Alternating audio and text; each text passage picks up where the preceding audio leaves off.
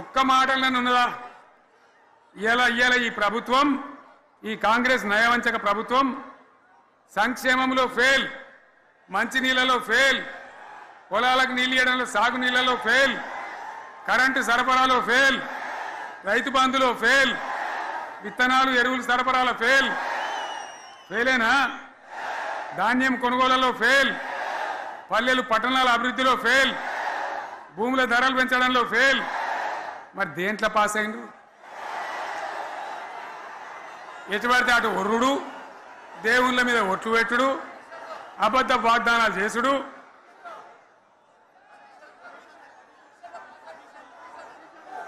అగో కమిషన్ అట 20-30% కమిషన్లు తీసుకున్నాడు, సంచులు నింపుడు, సంచులు మోసుడు. అంతేనా? కరెక్టేనా ఈ మాట అన్నా? కరెక్టేనా? నేను చెప్పి అన్ని ఫెయిల్ అయిందా ఈ ప్రభుత్వం? నిజమైతే ఒకసారి చేతులు లేవటరు దయచేసి, స్టేజ్ మీద లేవటరా?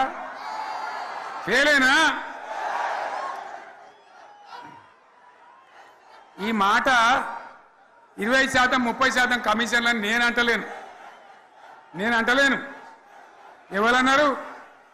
స్వయంగా ఆర్థిక మంత్రి చాంబర్కు పోయి 200 మంది కాంట్రాక్టర్లు వాళ్ళు లొల్లిపెట్టి మమ్మల్ని 20-30% కమిషన్ అడుగుతుండ్రు, ఇది ఏమన్యాయం అని చెప్పి సెక్రటేరియట్లో చెప్పిన మాట నేను చెప్తా ఉన్నా.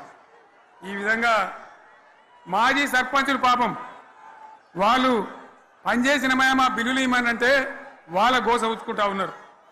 వాళ్ళేం పాపం చేసిండ్రు? ఈ విధంగా